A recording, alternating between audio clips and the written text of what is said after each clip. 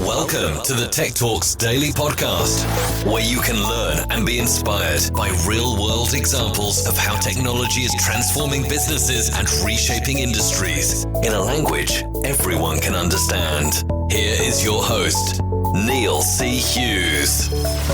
Welcome back to the Tech Talks Daily Podcast. Now, I don't want to start on a downer here, but I know so many people listening all over the world are going through a difficult time this year by not being able to see and speak with their loved ones and family members, and very often they don't know what's happening. And this is something that's hit me particularly hard this year because I did lose my dad this year, who was 68 years old. And I was unable to see him at the end because he was in hospital. No one was able to go see him. And it is something that affected me. And for that reason alone, I'm passionate about how technology could help stop things like this happening to other people. And I know each and every person listening to this podcast will have a family member that they can't see right now. And you can't get this time back. And then there's also a social divide where many elderly people don't have the internet, don't have FaceTime, and are slowly feeling isolated. And we're also seeing things like suicide go up, etc. as a result as well. Telehealth is becoming the norm, but sometimes you just want it simplified. You don't want to be waiting on hold on the telephone line. You want to speak to people, see them face to face. And this is one of the reasons why I've invited Tom Conroy onto the podcast today from a company called MedSign. And with the Cortex platform that they've created by leveraging technology, they're focused on reducing ER visits and transform that space by allowing patients to recover from the comfort of their homes without the need for any expensive or complicated smartphones, tablets or computers, simply by offering them the ability to receive healthcare services at any time, all from the TV set in their home. But how did they simplify it? What does that solution look like? And what kind of difference is that company making? Well, buckle up and hold on tight so I can beam your ears all the way to Florida, where Tom Conroy is going to share all that and much more with us on today's podcast. So a massive warm welcome to the show. Can you tell the listeners a little about who you are and what you do? I'm Tom Conroy. I'm the CEO of MedSign International Corporation. We are a telehealth solutions company. And our purpose is to produce cutting-edge and groundbreaking technologies in the telehealth field.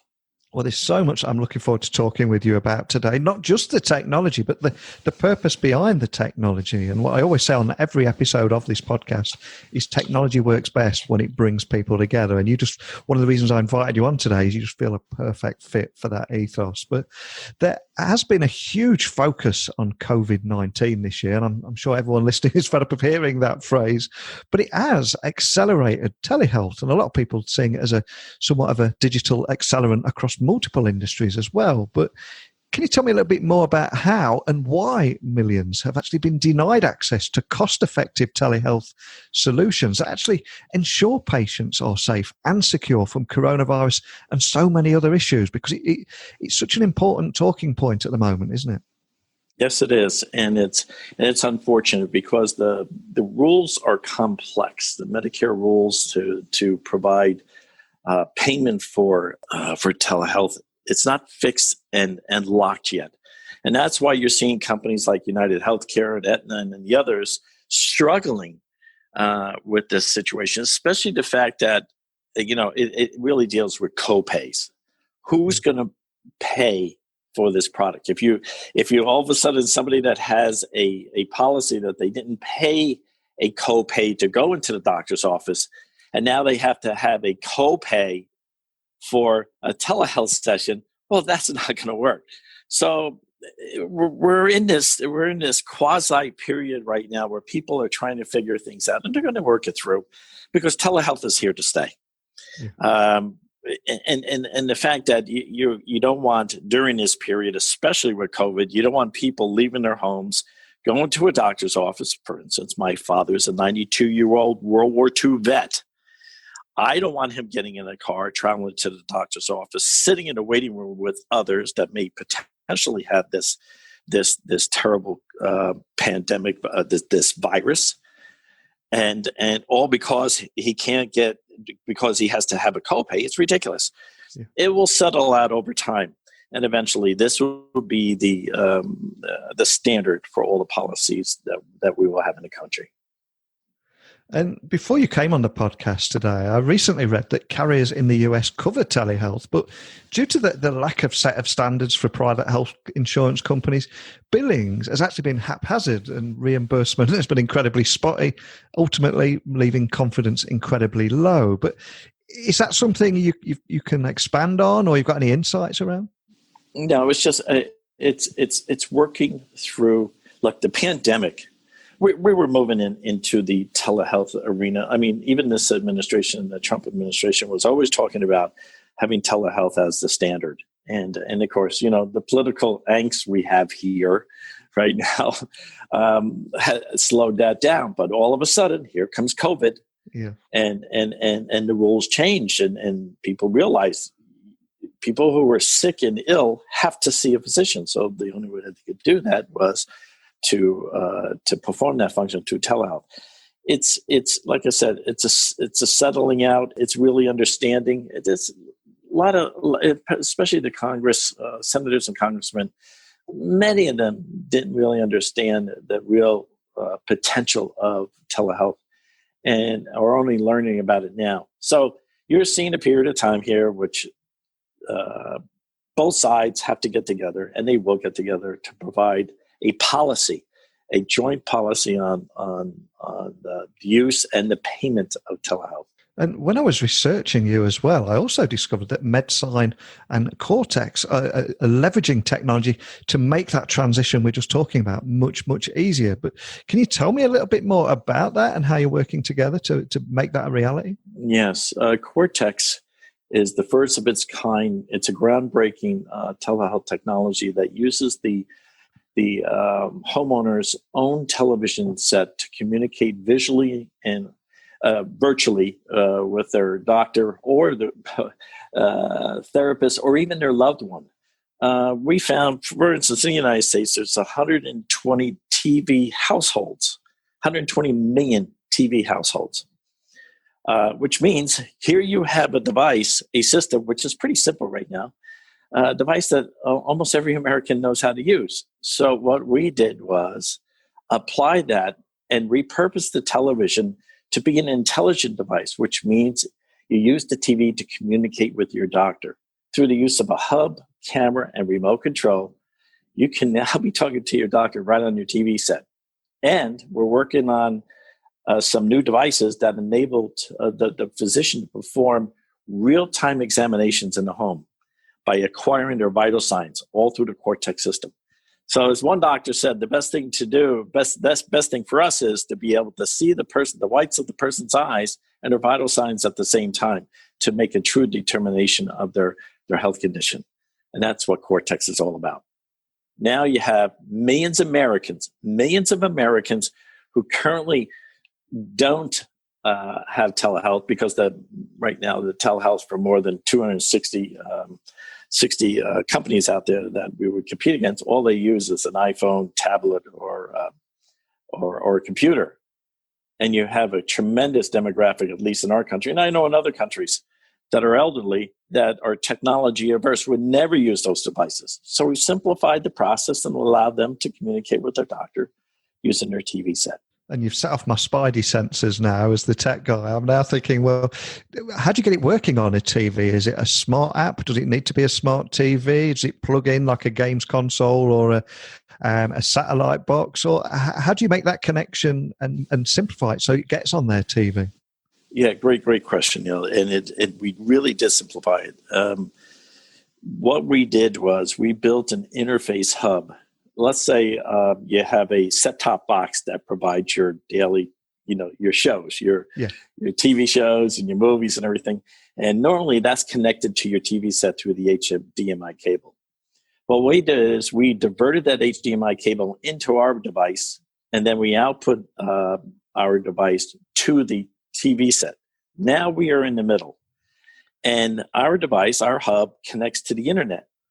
So what does that do? That allows our device to control the information that's processed or the content that's processed on the TV set. So a normal day, you could be watching your favorite television show, but can be interrupted by a call from your physician. And what appears on the TV screen is says, a call from Dr. Smith is coming in. Do you want to accept it? Say yes. And all the senior has to do, or any user has to do, is press OK on the Cortex remote control. And now Cortex takes control and allows the physician to talk to you right on the TV set. You do not need any smart TV. All you have to have is an HDMI-enabled television set, which really started around 1997, I think it was, 1996 if I'm right. And so you have a majority of the world using the technology that's readily available, and that's what we did. We incorporated our Cortex system and integrated with 99% of the television sets that are used around the world. I absolutely love that, how you've simplified it. Because when you were first talking, I was thinking, how are you going to get grandma to go to HDMI 3 on a device? So you've completely removed that. What if it's an elderly person? No, yes, you're right, Neil. You cannot ask. You cannot ask them if they're going to say HDMI 3 or input. What is that? No. You have to have a straight flow through. Yeah. And the fact that our device can overlay imagery on your show. Suppose they're watching Golden Girls or or whatever, Gunsmoke. Well, we again, we controlled the screen, so we could put an overlay there, a scrolling bar that says your doctor's calling in 5 minutes, or the doctor calls right now and it says, "Would you like to talk to your doctor right now?" Press OK. That's as simple as it gets. And I presume there's just a SIM card in there to provide that call functionality and the internet. Is that right? What it is, well, it's a fully integrated. It's like a little supercomputer in a box. Yeah. I'll say this because you're a techie. We're pretty much super encrypted. We have the AES 256 for those of you who are, and we're what's called FIPS 140-2. Now the government here requires that, and we've been working with the Veterans Administration because again, there's over 9 million veterans out there that the VA supports. And out of that, about 7 million of them are really old. And being a veteran myself, I want to help my brothers. Yeah. So the VA is interested in a system that has to be super simple for these folks. And when they saw what Cortex is doing, they've been I will say, not permitting us, but allowing us to participate in their future acquisition of products. I digressed asking too many tech questions there, but I also believe that the Cortex system is currently available to hospitals, physician groups, home care agencies, insurers, and government agencies too. But do you have any real-world examples that will just help anyone listening, wherever they are in the world, just understand the difference or the scale of the difference that you're making with this technology? It really is a difference there. And in fact, because of privacy and confidentiality, we're dealing with a major organization in New York that takes care of over 6,000 seniors. And the difference is the mental health of the person in the facility. The mental health, the ability of that person to be able to talk to their grandchild or their child on the TV set. Remember, we can, and how it really works is that I could be on a computer, I could be on my iPhone, and I go to the website, I log in, and then I select mom on my screen, and here I am now on her television set, looking like a movie star in front of her. And of course, I'm huge because, let's face it, the televisions now are all 60 and 70 and 80. And so what a pleasure it is and what a peace of mind for both of us that we're able to connect. So we're seeing across the board, not only does it help in the recovery of let's say, surgeries that a person has. This is a follow-up session. They know that they have complete access to the physician when needed. Because I failed to mention something, and not that I failed to mention, but it's just in the course of our conversations here, we also have built into the system an emergency alert function, very similar to a Life Alert, which is a very large emergency alert company here in the United States.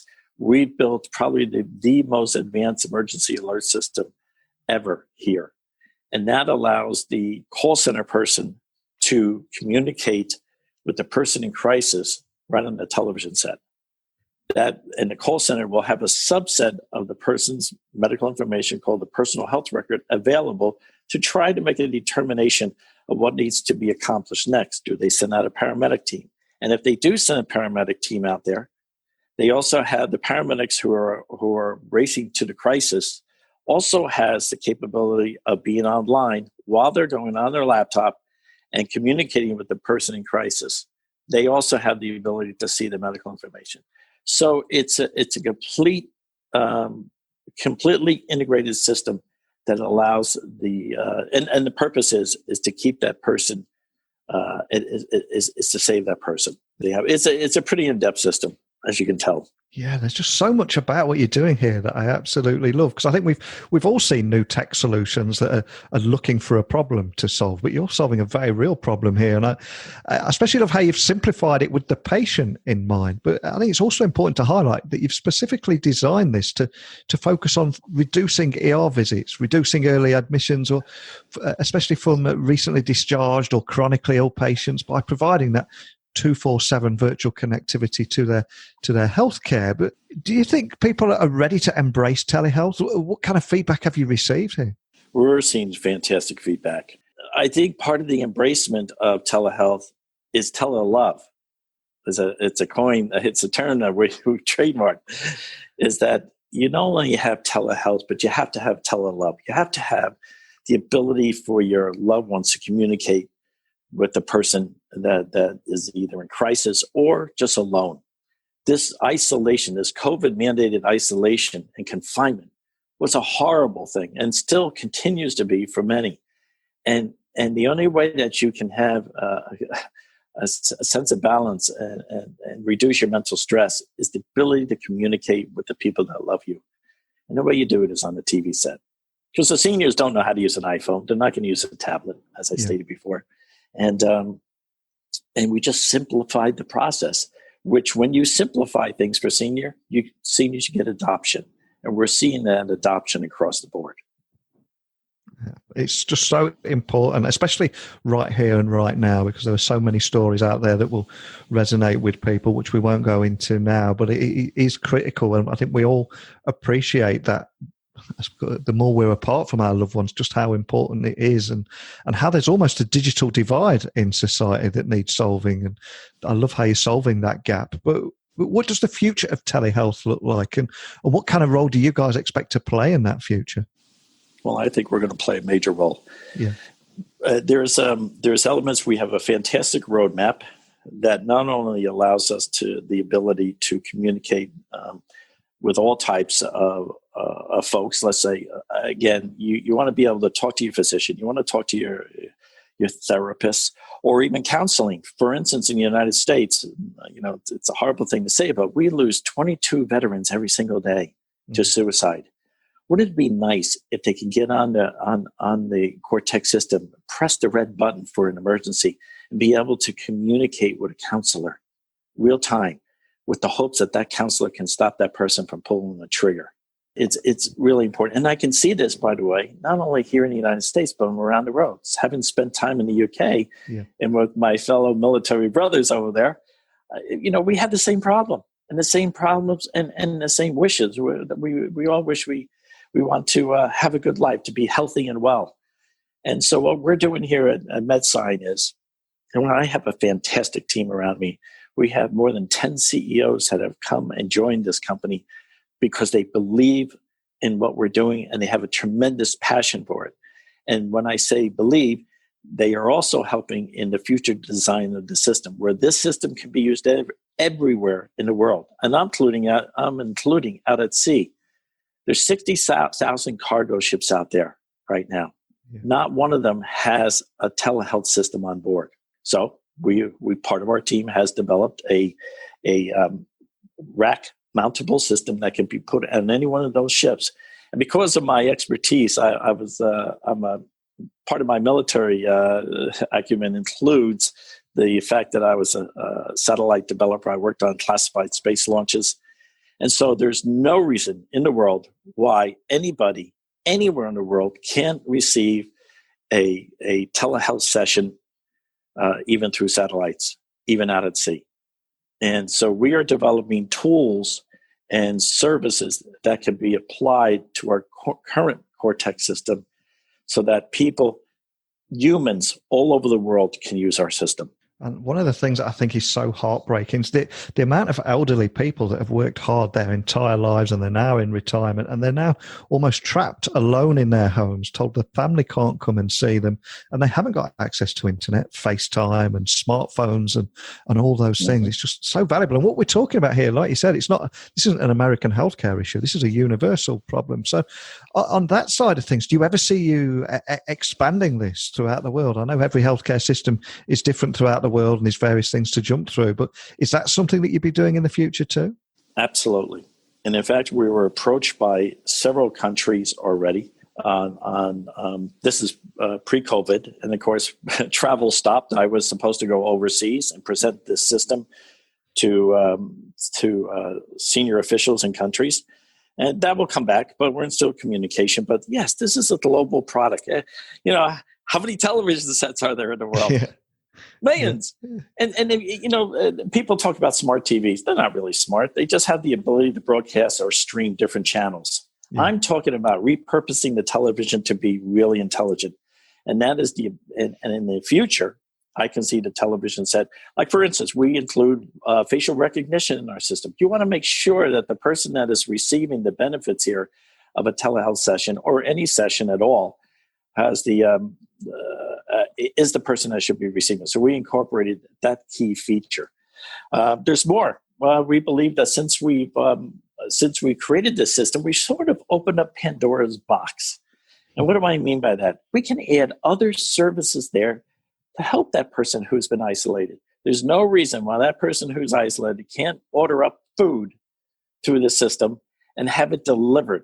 It's just one of many. We're talking to physical therapy companies. We're talking to physical fitness. This is another one with the new norm now. A lot of the gyms in the United States are closed. Yeah.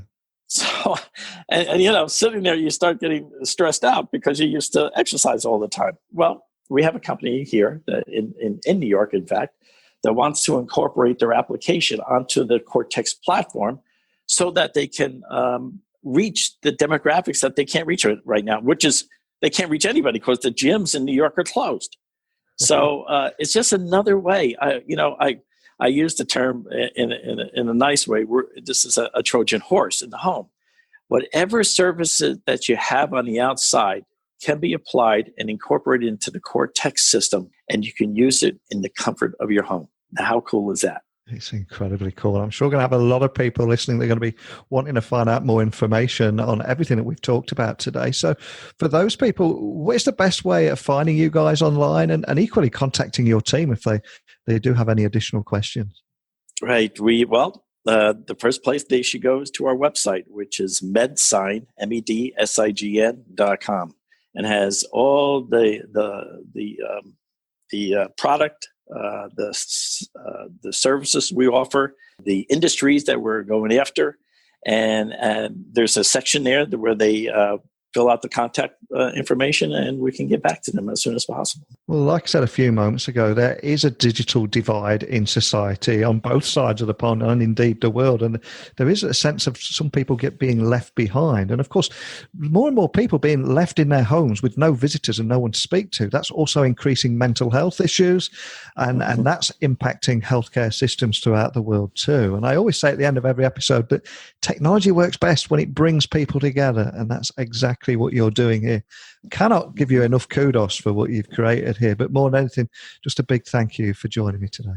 Well, it's my pleasure, Neil. And I look forward to the time that I can go to England and present it to the authorities there and let them bring this great product to all of your family members there.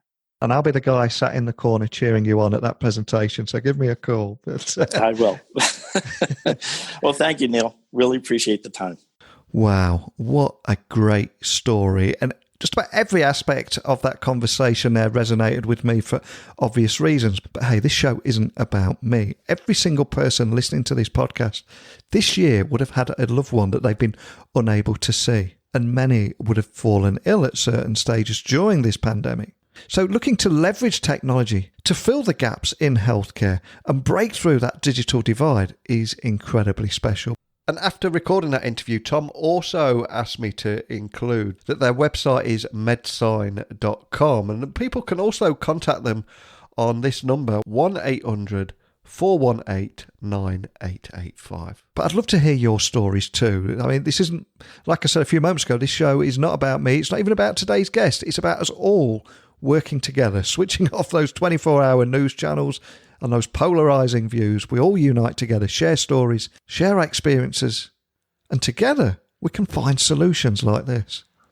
But hey, over to you. Please, I invite you all to email me directly. My door is always open to each and every one of you.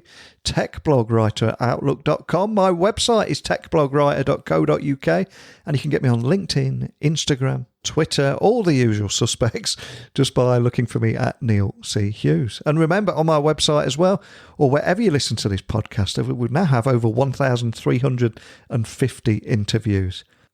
So feel free to check some of those out. But more than anything, just a big thank you to each and every one of you for tuning into this podcast, sharing your opinions, your insights, proving that technology works best when it brings people together.